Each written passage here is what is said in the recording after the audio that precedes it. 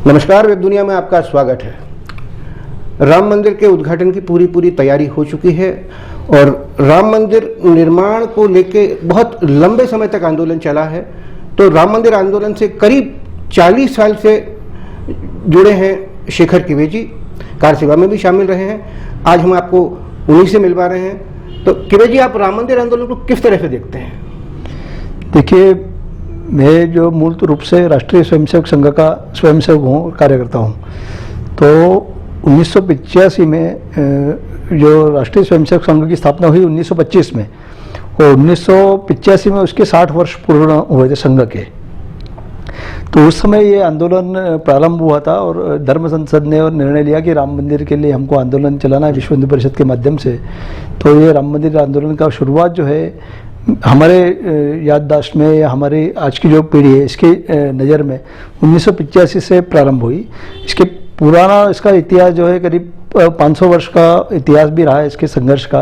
विभिन्न लोगों ने इसके लिए संघर्ष किया और अपना बलिदान दिया वगैरह सब किया है, लेकिन मूल आंदोलन जो है 1985 से प्रारंभ हुआ। आप इंदौर से कुछ लोगों को लेके अयोध्या कार सेवा के लिए भी गए थे, तो उसके अनुभव कैसे हैं आपके? जरा विस्तार से बताएं थोड़ा सा। इंदौर में आज की तारीख में जो हमने कार सेवकों की सूची पुराने लोगों की तैयार करी थी अभी पिछले 1-1.5 साल पूर्व, तो करीब 600-650 नाम, जिसमें कुछ उसमें से दिवंगत भी हो गए, वैसे 600-650 लोगों के नाम की हमारे पास सूची है जो कार सेवा में जिन्होंने एक्टिवली पार्टिसिपेट किया। अब उसमें हो सकता है कि 1990 में कार सेवा भी 2 बार हुई, 1990 में भी हुई और 1992 में भी हुई। बड़ी जो 6 दिसंबर को 1992 में बड़ी कार सेवा संपन्न हुई। तो मैं चाहता हूँ कि जो 6 दिसंबर की जो कार सेवा है उसके अनुभव बताएं आप। उसमें हमारे जो रामबाग बस्ती है इससे कुछ कार्यकर्ता गए थे। उसमें करीब 15 के आसपास कार्यकर्ता उस समय गए थे रामबाग के बस्ती से, और उसमें 3 दिसंबर को हम वहाँ फैजाबाद जंक्शन में 1 तारीख को इंदौर से निकले थे ट्रेन से। सबसे पहले हम ये निकले जब पहले गुरुद्वारा जो है अपना सिख मोहल्ले का गुरुद्वारा, वहाँ हमने मत्था टेका और फिर वहाँ से हमारी वाहिनी जो है, वाहिनी बोलते हैं उसको कि 10-15 लोगों का एक छोटा समूह रहता है, वाहिनी उसको कहा जाता है। तो पहले हम वहाँ गुरुद्वारे में गए, यहाँ गुरुद्वारा में सबने मत्था टेका और रेल के माध्यम से हम फैजाबाद के लिए निकले, यहाँ से डायरेक्ट सीधी ट्रेन।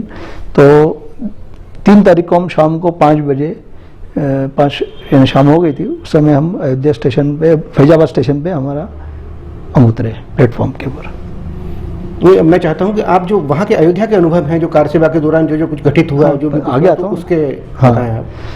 अयोध्या उसमें उसके बाद में 4 और 5 दिसंबर को तो हम वहाँ अयोध्या में घूमे। 5 तारीख को शाम को भी वहाँ एक सभा हुई थी, उसमें भी ऐसा कहा गया था कि उस समय कार सेवा पे कुछ न्यायालय का भी ऑर्डर था कि कार सेवा वगैरह होगी नहीं। तो जो हमारे उस समय सरकार थे सुदर्शन जी, उन्होंने ये आह्वान किया था कि जिस प्रकार राम सेतु बना था, जब ये प्रभु राम ने राम सेतु बनाया होगा, तो उस समय गिलहरी की एक भूमिका थी कि समुद्र के तट पे जाके अपनी पूंछ गीली करके वो तट के वो पुल के ऊपर जाके अपनी पूंछ झटकारेगी, तो कुछ न कुछ रीति उसका नाम मात्र कर्ण वहाँ गिरेंगे पुल के ऊपर, राम सेतु के ऊपर। तो इसी प्रकार यहाँ भी अयोध्या में जो हमको परम पूज्य सुदर्शन जी का ये आह्वान किया था उन्होंने कि कार सेवकों को सिर्फ अभी प्रतिबंधित है, न्यायालय का कोई आदेश नहीं है, तो हमको एक मुट्ठी रेती लेके आना है सरयू की नदी से 6 तारीख को, और सभी ने एक मुट्ठी रेती जो है वहाँ जो स्थल है, विवादित स्थल है, उसके ऊपर जो चबूतरा था उस समय राम चबूतरा जो विवादित नहीं था, उसके ऊपर वो डालना है और वो हमारी कार सेवा होगी, संपन्न हुई। ये हमको ऐसा आह्वान किया गया था। वो जो उस दौर में जो वहाँ हिंसा वगैरह भी हुई थी, जो हिंसा तो वो सब बात की बात है। जिस दिन 6 दिसंबर को सुबह के समय 11-12 बजे वहाँ कार सेवकों का आना चालू हो गया था, रेती की मुट्ठी लेके रेती वगैरह आके, और फिर उसके बाद में जो हुजूम बढ़ता गया और कार सेवकों में कुछ प्रकार का रोष था, एक प्रकार का कि न्यायालय हमारे इसके कार्य में अड़चन कर रहा है।